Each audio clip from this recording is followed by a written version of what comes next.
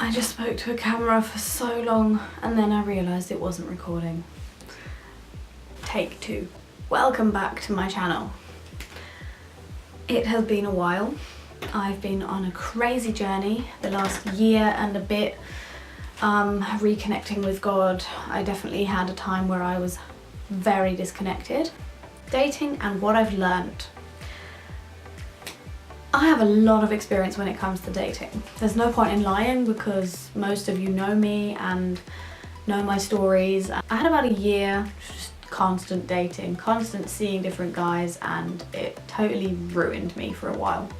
In this time period, I was very lost and I was looking for fulfillment in men instead of in the Lord. And that really took it out of me because you can't be fulfilled by another person. I'm not ashamed of myself. It took a long time to get to this point. Coming to the church, and I thought, oh, I haven't been to the church for ages and I've made so many mistakes and I feel like everybody here is perfect, and there's this massive weight on my shoulders. Nobody's perfect, and it took me a while to realise that everybody in the church is very accepting. I kept moaning about all my problems and about all my sin and my shame, and they said, just take it to the Lord, give it to the Lord. And it took ages for me to realise that I don't have to moan about it anymore because God's taken my sin and shame away.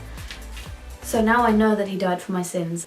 I don't just know it, I can believe it, and I can really think about how amazing that is that He did that. Like it says in Romans 5 verse 8, but Christ proved God's passionate love for us by dying in our place while we were still lost and ungodly. I was on a very lonely path, but even though I was baptised about 5 years ago and I became a Christian technically about 7 years ago, I am born again. So a couple of months ago, I think last year, I realised, okay, I need to do this again. I need to tell the Lord, I'm here. I'm ready. I'm ready to give you everything that I didn't know that I had to give to you. So He has wiped me not only of the normal sins, but also of my sexual sin, and that is something I want to pinpoint on today because nobody talks about it. Nobody talks about this in the church, especially in the youth community. I mean, it was always a very taboo thing. It was like, oh, don't say the word sex in church, and it's like, God created sex. Like, you can't avoid the topic, and it's a great invention. It's a great thing, but it's used in the wrong way a lot, and I want to talk about that with you guys because I don't think anybody's really talking about it. Sex happens all the time. Okay, it's not supposed to happen like that all the time, you know, one night stands, pornography, whatever, but it does happen. And we all fall into some sort of trap along some part of our life. This does not make you a bad person. It doesn't. These things happen all the time. And a pastor, one of the guys from Elevation Church, a guy called Levi, he did a preach recently about sex and dating. Really good preach. It's called The Problem with Pineapples. So he's from Elevation Church in North Carolina. And he said, the problem isn't having a sex drive. The problem is when you let sex drive. It is inevitable that everybody has a sex drive because God created it. Every human has it, and it's okay. It's okay that we have a sex drive, but the problem is when you let it drive you into a place where you end up losing respect for yourself and you go from person to person. These things happen, and you do let sex drive sometimes, and even just like, you know, people are like, oh, I'm a teenager, I'm horny. These things happen, and you can't ignore it because it's part of human nature. But what you can do is talk to God about it. You can just take control. There is always a way to take control of the things that your brain thinks are right. Dating is fun. It's fun. I'm sorry, it is. I'm not sorry.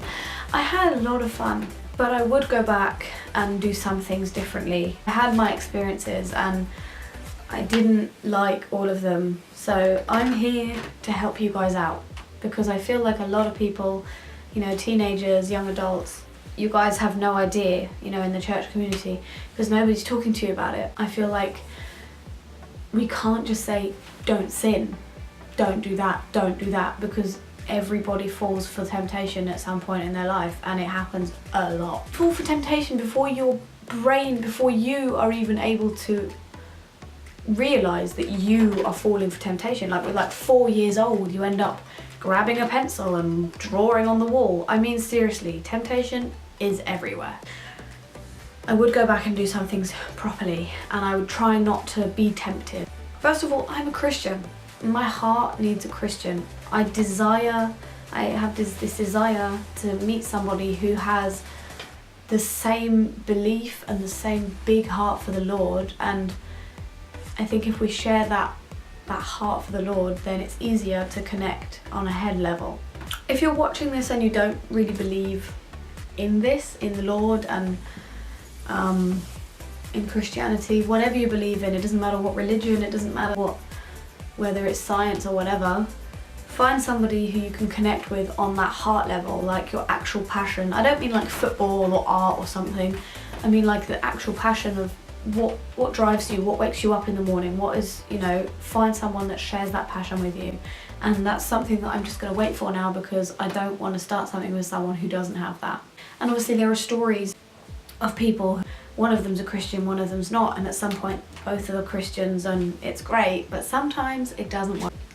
It's really hard, because like, how can you possibly have a relationship and share everything about one another when you don't agree on one thing, which is in the life of the believer the biggest thing for them, and in the life of the non-believer absolutely nothing. So it's very difficult. Sometimes dates are bad. I had bad dates, and I would go back and I'd probably do them again because they're kind of funny to talk about. I've had people who just couldn't kiss. I've had dates where I just think like, I want to get out of here. And I think that's one of the problems as well, is that we don't let the person know, if you feel uncomfortable, you can leave. I think that in the dating culture, it's really like offensive if you leave, even though if you don't like them, why do you have to stick around, you know? If you have a bad date, don't let it degrade you. Remember that God has handpicked somebody for you. It's just a matter of his timing, it's just a matter of his path for you, basically. And don't feel pressured, don't feel like everybody else is having babies, everybody else is getting married. I mean, seriously, my whole friendship group are like in relationships, and I know so many people who are getting married and having babies, and it's like, I'm not bothered, because I know that I have my own time clock. And I can't wait to have children, but hey, maybe I'll be 35. I mean, I kind of hope not, but it doesn't matter. But you know, that's the point. Even if your parents say like, yeah, you're 30, you know, we need some grandkids now, or you should start thinking about settling down. Don't listen to them. You're on your own time clock. I mean, do listen to your parents in every other aspect, but don't listen to them when they say things like that, because it's degrading. And one thing that I've really learned is to not look for a man. That's the problem with these dating websites, Tinder, Lovoo, Parship, whatever. Ugh, so many. You're just looking. You're literally flicking through a magazine of single people. Some of them aren't even single. You're flicking through a magazine of people. You're putting tabs on the corners of the pages so that you can come back to them later. That's not how dating works. If you're looking, it's like watching paint dry. It's not going to happen any faster. If you're looking for somebody, you end up losing track of what your life is actually about. If you're single, enjoy it. Don't sleep around. That's not what I mean, but just enjoy it. Focus on school, focus on your studies, focus on God, focus on everything, you know, that drives you. One day you won't be single. You should definitely be assured that when you look back on your time as being a single person, that you're not upset about it.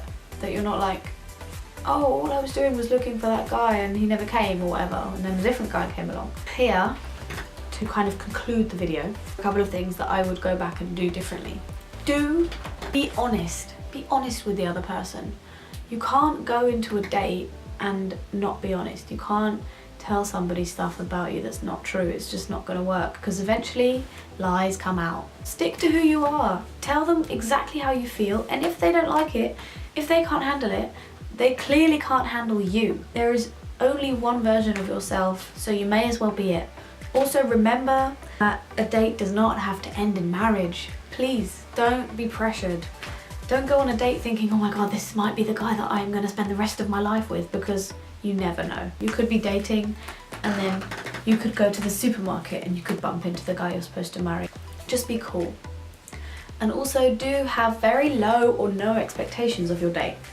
If you have loads of expectations and you're expecting the person to come with a bouquet of roses and take you up the Empire State Building and fly you to Rome, probably not gonna happen. So it's better to have no expectations and then be really amazed by the way that the date was because you had no expectations.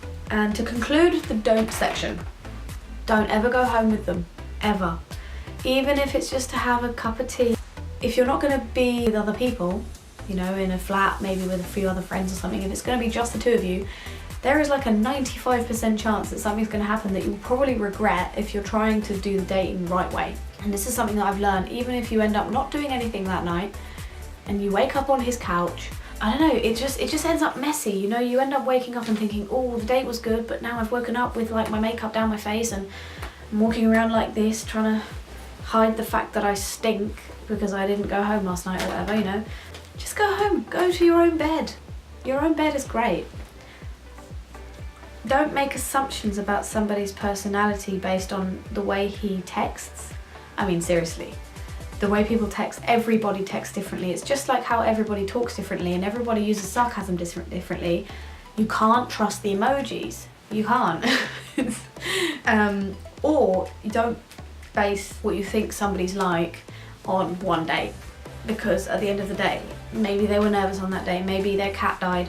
You know, you never know how somebody really is until you get to know them properly. I suggest getting to know them in normal situations like parties and going to the park and going to have a barbecue or going to the cinema and things like that, instead of just going on like a candlelit dinner, because then you see them in different scenarios as well. And last but not least, don't outstay your welcome.